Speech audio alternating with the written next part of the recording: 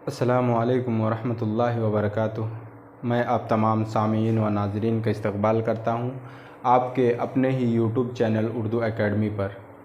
दोस्तों, जैसा कि आप सभी लोगों को मालूम है कि हमारा जो सिलसिला चल रहा है वह है 10वीं जमात की दरसी किताब दरख्शा को लेकर चल रहा है। इससे पहले हम लोगों ने 14 सबक पढ़ लिया है। आज हमारा जो ये सबक होगा 15वां सबक होगा और सबक का नाम जो होगा सैयद मकबूल अहमद समदानी के नाम। और इस सबक के जो मुसन्निफ़ होंगे मेहदी अफ़ादी होंगे। और ये सबक जो हमारा आता है सिन्फ मकतूब निगारी के अंदर आता है। इससे पहले हम लोगों ने 2 मकतूब निगारी को पढ़ लिया है। आज हमारा ये तीसरा मकतूब निगारी होगी जो कि मकतूब निगारी सिन्फ का आखिरी सबक होगा। तो आइए हम सबसे पहले देखते हैं मेहदी अफ़ादी की सवाने हयात और उनकी खिदमत, जो उन्होंने खिदमत अंजाम दी इस सिन्फ के अंदर, उन चीज़ों को हम लोग जानने की कोशिश करते हैं। तो सबसे पहले हम लोग देखेंगे मेहदी अफ़ादी का असल नाम क्या है। तो मेहदी अफ़ादी का जो असल नाम है मेहदी हसन है। इसी तरह आपकी जो पैदाइश हुई वो 1828 ईस्वी गोरखपुर में हुई। अगर आपको पूछ दे कब और कहाँ हुई तो आपको बताना होगा 1828 ईस्वी गोरखपुर में हुई। आपकी इब्तदाई तालीम कहाँ हुई? तो आपकी इब्तदाई तालीम घर पर ही हुई। आप उर्दू के साथ साथ अरबी और फ़ारसी में भी महारत हासिल की। किसमें?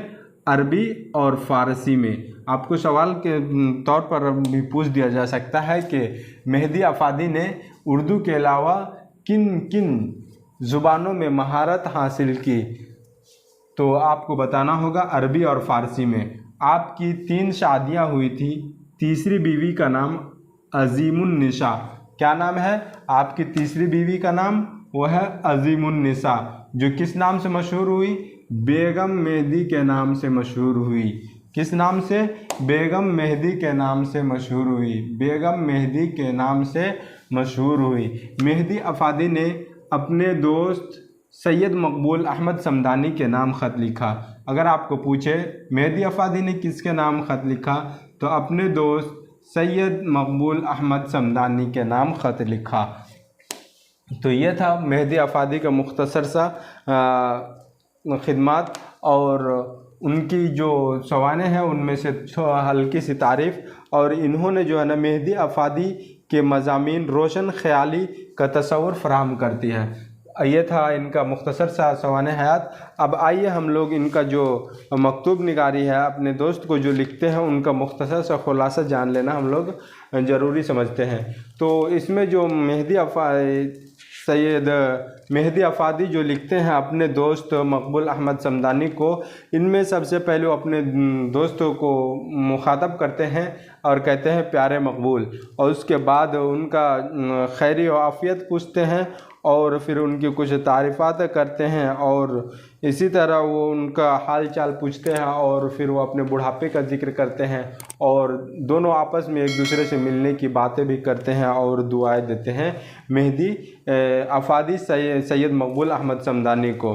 तो ये था इस सबक का मुख्तसर सा खुलासा। और अब आइए हम लोग मुख्तसर तरीन सवालात की तरफ अपने रुझान को लेकर चलते हैं और देखते हैं। तो इसमें सबसे पहला जो सवाल होगा हमारा वो है मेहदी अफ़ादी कब और कहाँ पैदा हुए। तो मेहदी अफ़ादी पैदा हुए 1828 ईस्वी गोरखपुर में। मेहदी अफ़ादी ने कितनी शादियाँ की? मेहदी अफ़ादी ने 3 शादियाँ की। मेहदी अफ़ादी को उर्दू के अलावा किन किन ज़ुबानों में महारत हासिल थी? तो मेहदी का जो है ना उर्दू के अलावा अरबी और फ़ारसी में भी महारत हासिल थी। मेहदी अफ़ादी के बेगम का नाम क्या था और वह किस नाम से मशहूर हुई? तो मेहदी अफ़ादी के बेगम का नाम जो था वो अज़ीमुन्निसा था और जो बेगम मेहदी के नाम से मशहूर हुई। बेगम मेहदी के नाम से मशहूर हुई। मेहदी अफ़ादी का असल नाम क्या था? तो मेहदी हसन आपका असल नाम था। मकतूब की तारीफ़ कीजिए। तो मकतूब की तारीफ़ इससे पहले वीडियो ने हम लोग सिर्फ मकतूब निगारी को जब हम लोग पढ़ रहे थे उसी में मैंने आप लोगों को बता दिया है। इसी तरह मेहदी अफ़ादी के बारे में 5 जुमले लिखे। तो हम लोग इसी चीज़ को लिख देंगे 5 जुमले मेहदी अफ़ादी के बारे में। मेहदी अफ़ादी ने अपने ख़त में किसको मुखातब किया और क्या कहना चाहते हैं? तो मेहदी अफ़ादी ने अपने ख़त में अपने दोस्त सैयद मकबूल अहमद समदानी को मुखातब किया है और उसमें आपस में एक दूसरे से मिलने को कह रहे हैं और अपने बुढ़ापे का जिक्र कर रहे हैं। इसी तरह हमारा जो चौथा सवाल होगा, दर्ज झैल मुहावरों के माना लिखे। ज़ेर व ज़बर होना यानी ऊपर नीचे होना, ज़ेर ऊपर ज़ेर नीचे होता है, ज़बर ऊपर होता है। अगर उसी को हम ज़बर ज़ेर कर देना यानी ऊपर नीचे कर देना यानी उलट पुलट कर देना तो होना जो हो जाएगा तबाह व बर्बाद होना। आँख दिखाना, धमकी देना, किसी को हम लोग छोटे बच्चे होते हैं या फिर कोई अगर ताकतवर आदमी होता है कमज़ोर को आँख दिखाता है, एकदम बड़ा करके दिखाता है, निडर दिखाता है, मुहावरे के तौर पर हम लोग इस्तेमाल करते हैं। हथेली पर सरसों जमाना यानी किसी भी नामुमकिन चीज़ को काम करके दिखाना। जैसे सरसों ही होता है, हाथ पर तो बहुत ज़्यादा रख नहीं रख सकते लेकिन हल्का सा रख सकते हैं, फिर भी उसके बावजूद कहते हैं हथेली पर सरसों जमाना यानी ढेर सारा सरसों हाथ पे रख कर दिखा देना, यानी बहुत मुश्किल है फिर भी हम रख के दिखा रहे तो इसी को कहते हैं हथेली पर सरसों दिखाना, जमाना। मुंदरजा झैल अल्फाज के अजदाद बनाइए। तो मुंदर अजदाद यानी ज़िद, उल्टा, अपोजिट। तो इसमें सबसे पहला जो अल्फाज है आपका लफ्ज़ है जिस्म। जिस्म का अगर जिस्म नहीं होगा हमारा तो रूह होगा। इसी तरह अगर दुनिया नहीं होगा तो आखिरत होगा।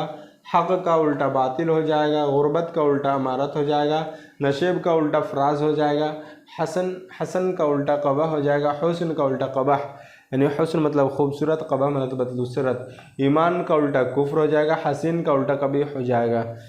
आपका इसमें हसीन नहीं है लेकिन इसी हुस्न से हसीन बनता है तो उसी से कबीह हो जाएगा, कबह से कबीह हो जाएगा। इसी तरह हमारा जो अगला सवाल होगा, मेहदी अफादी की मकतूब निगारी का फ़नी जायज़ा लीजिए। तो हम लोग मेहदी अफादी के फ़नी जायज़ा, मेहदी अफादी के मज़ामीन रोशन ख़याली का तस्वुर फराहम करते हैं, यानी कि इनके जो मज़ामीन होते हैं इसमें बहुत ही ज़्यादा खूबसूरती होता है, उसके साथ ही उनके जज्बात और एहसासात की कैफियत भी बहुत ज़्यादा है। उनकी जज्बात जो होते हैं वो बहुत ज़्यादा है, उनके मज़ामीन में दिलकशी बहुत ज़्यादा है, यानी पढ़ने में बहुत ही ज़्यादा अच्छा लगता है। मेहदी ने हाल ही की तख्लीक़ी ज़हन की बड़ी दाद दी है, यानी हाल ही ने जिस तरीके से खुतूत नवेशी की है उन्होंने अपने मज़ामीन में दाद दी है। मेहदी की नज़र हुस्न इश्क़ के मामलात पर रही थी। मेहदी अफादी के तसव्वुरात तज़ादात के शिकार मालूम होते हैं। एक तरफ तो रूमानी तहरीक का असर उनके जहन पर पड़ा तो दूसरी तरफ बवजह उससे इख्तिलाफ की नौइयत भी उभरती रही। तहरीक का असर खुद उनकी शख्सियत की तामीर का एक हिस्सा है। मेहदी अफादी अपनी कलमकारी के सबब आज भी पढ़े जाते हैं, यानी उन्होंने उनके लिखने की जो अंदाज़ है, शैली है, उन्हीं की बदौलत आज भी वो पढ़े जाते हैं। तो ये था हमारे सबक का सवाल और जवाबात का सिलसिला और मुख्तसर सा खुलासा। अब हम लोग अगले सबक में पढ़ेंगे इंटरव्यू, जो कि एक नया सिन्फ की शुरुआत होगी और इस सिन्फ में सिर्फ़ और सिर्फ एक ही सबक शामिल है। इसमें जो सबक होंगे वो बेदी से इंटरव्यू और इस सबक के जो मुसन्निफ़ होंगे राजेंद्र सिंह बेदी। कल इंशाअल्लाह हम लोग इस सबक को पढ़ेंगे। तब तक के लिए दीजिए आप हमें इजाज़त, फिर मिलते हैं एक नए सबक के साथ और नए अंदाज़ के साथ। अस्सलामु अलैकुम वरहमतुल्लाहि वबरकातुहू।